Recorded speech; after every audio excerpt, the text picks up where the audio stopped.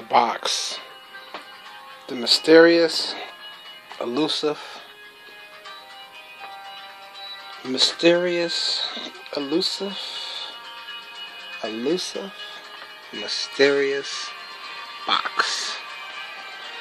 Sounds like I'm repeating myself. Anyway, the name of this video is called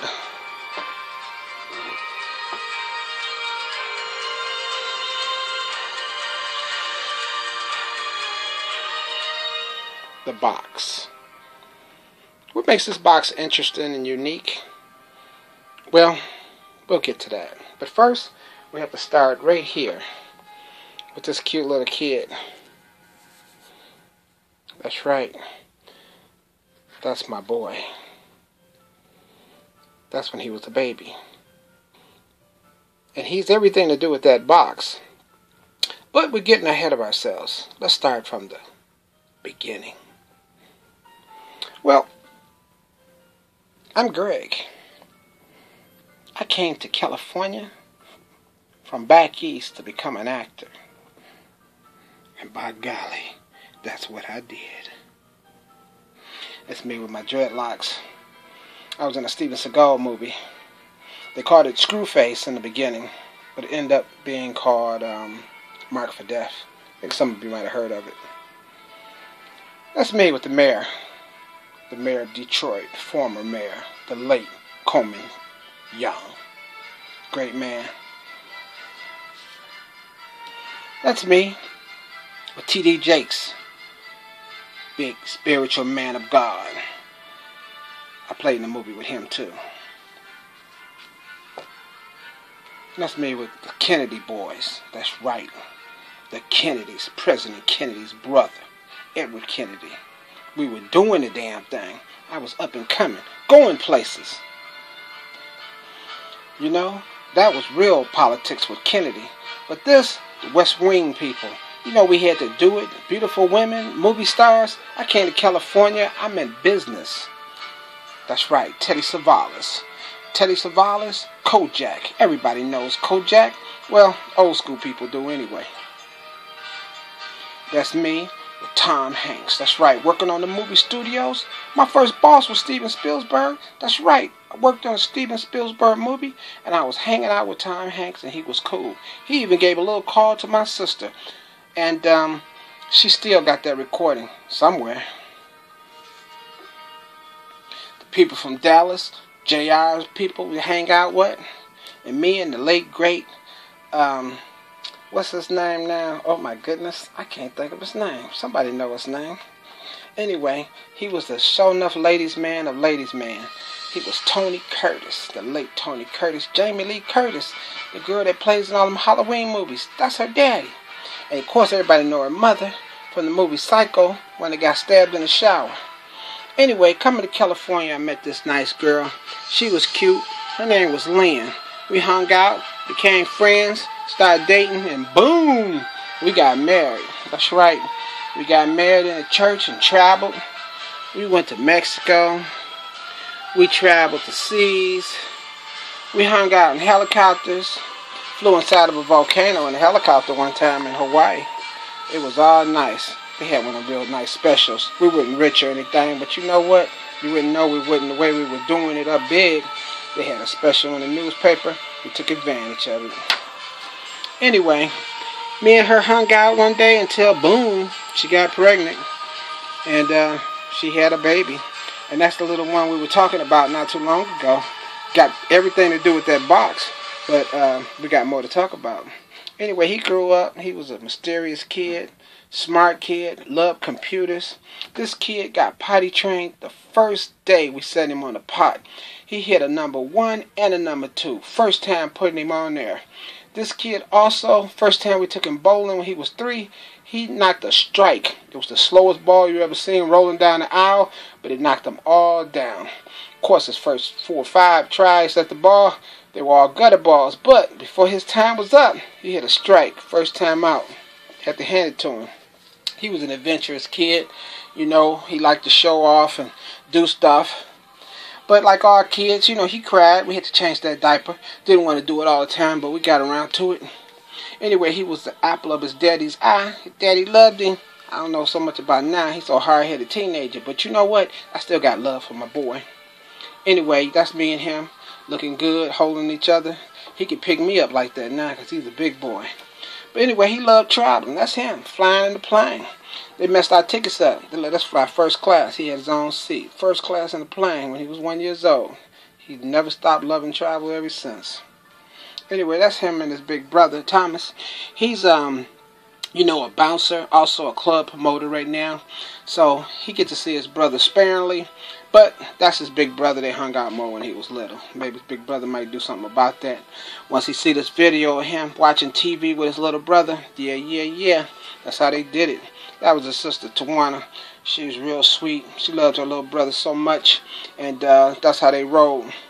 Anyway, the boy grew up. He used to like looking out on the beach, on the sand with his binoculars. I don't know what he was looking at, but you know what, he was doing it. Anyway, his brother fancied being a model.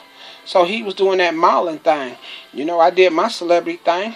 So his big brother was doing his celebrity thing. And Popey, in the background, he just sitting there watching everything, taking notes. But you know what? He got the itch too. Decided, hey, maybe he likes to do a little modeling.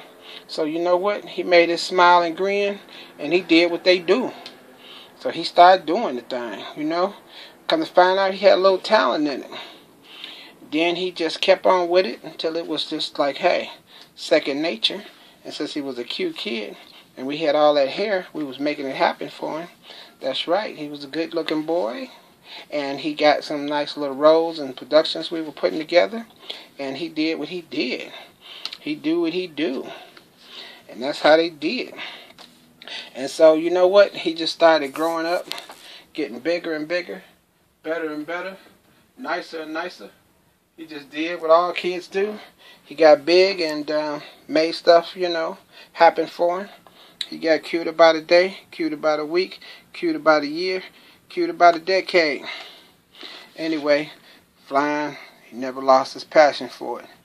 Never lost his love for it. He was doing it.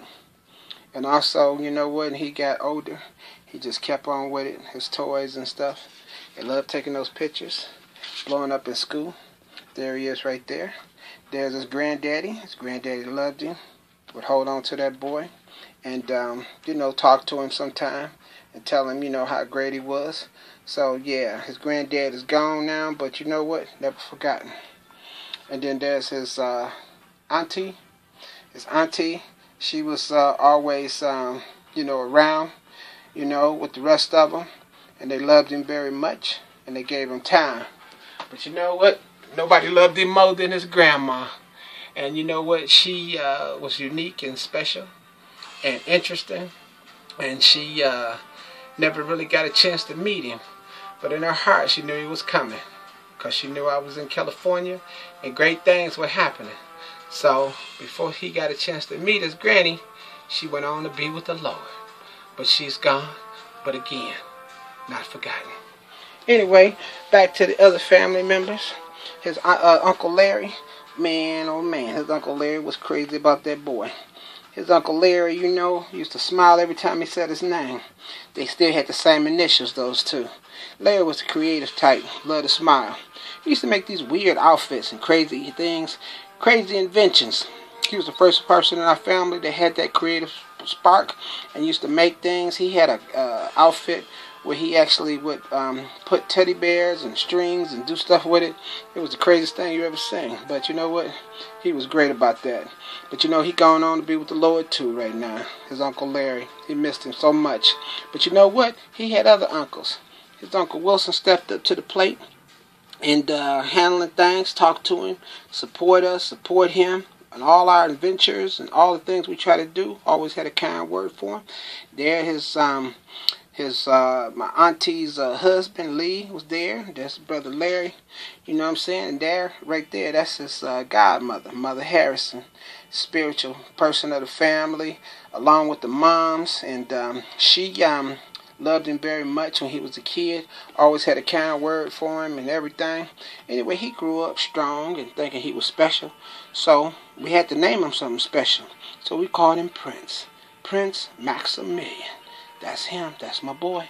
Growing up, doing the thing. And he was just a fine kid. He grew up, just bigger and bigger all the time. Loved cars, loved games, loved his pets, loved, just everything he could love, as most kids do. But you know what he loved the most? He loved technology. He loved science. He loved things of interest like that. So he started getting off into computers and stuff, making apps, making games. So that's what he's doing now. He got his own company, blowing up, doing his own apps and computers and stuff. And, hey, you have to hand it to him. So, we used to take him out for his birthday every year down to the Ritz-Carlton. We liked seeing the water, liked seeing the boats and stuff. We were doing it. He always did love the ladies. I don't know where he got that from, but loving them ladies. But you know what? He had it. Oh, he looking at me like, oh, where he got it from? Oh, well, you know what? We're going to just go on with that one. Anyway, he just grew up to be a tall, strong young man. And always putting his hands up, always thanking God, always getting bigger by the day. That's how he did it. Always hands up, always looking up, always cheerful, always strong, always confident. And he loved his mom, and he loved getting stuff. Like most kids, Christmas time, he couldn't get enough. There's brother Guy, who's a good friend of the family's. But you know what? Sometimes kids, like all kids, they get down sometimes. So he'd be feeling down, you know what? And you couldn't get him up when he was down, because all kids frown a little bit. But you know what? It didn't last forever, because he was back up with that big old smile, $1 million smile.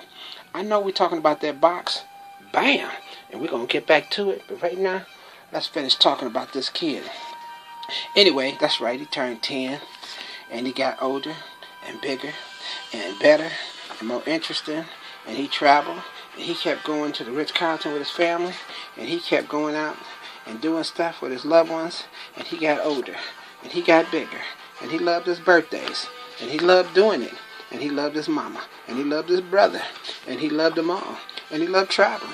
He loved our room that we had in Michigan. We was looking out them big windows over the Detroit River.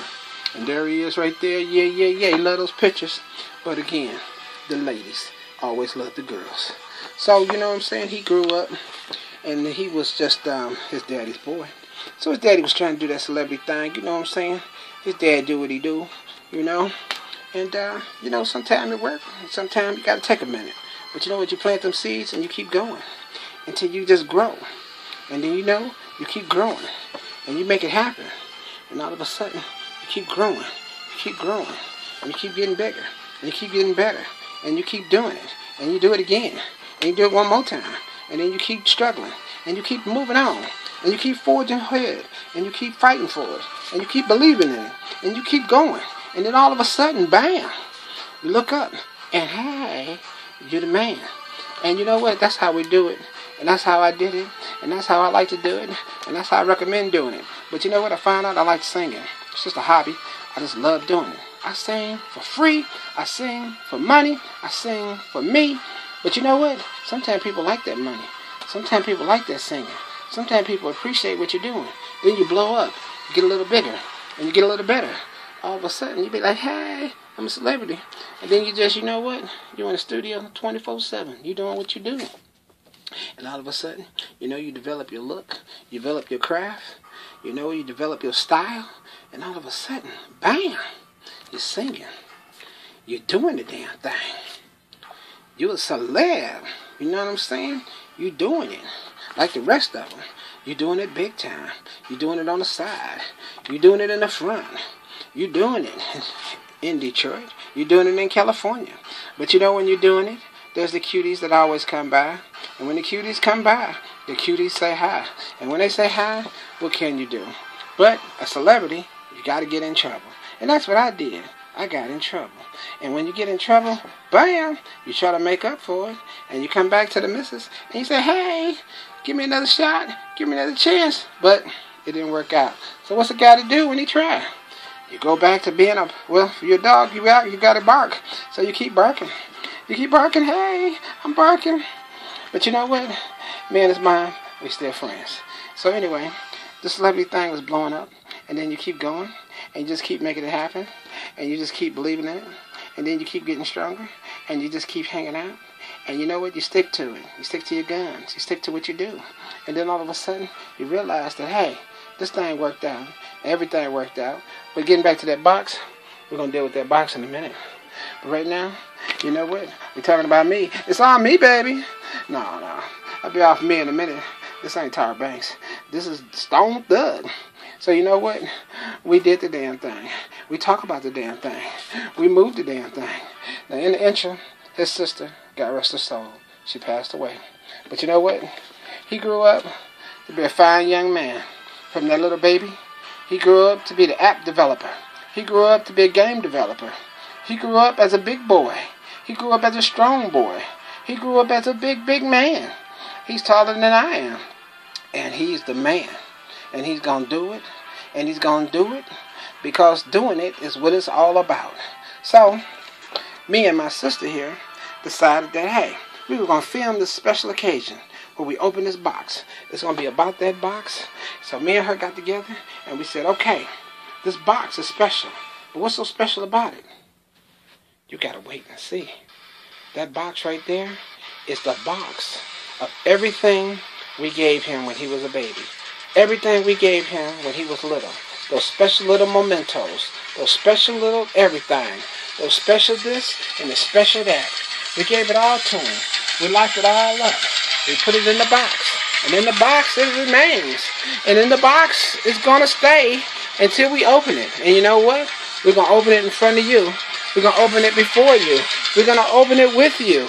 You're going to join us when we open this box that's been closed for many a moons. And we got all his special baby stuff in there, growing up stuff in there. It ain't no dead bodies in there. It ain't no gold bars in there. It ain't no Aladdin lamp in there. But it's his life. It's everything in his life. We got some of the first stuff. We got some of the last stuff. We put it all in there. And today, we're going to open that box. We're going to open it with you. You're going to be there. You're going to see it. You're going to see what we see. Things that we ain't seen in years. All you saw were pictures. But in this box is mysteries. In this box is great things. In this box is terrific memories. It might not mean much to you. It might not be material to you. But if you're a sentimental person like we are, boom, you're going to love it. We want you there. So stay tuned for part 2 of the box.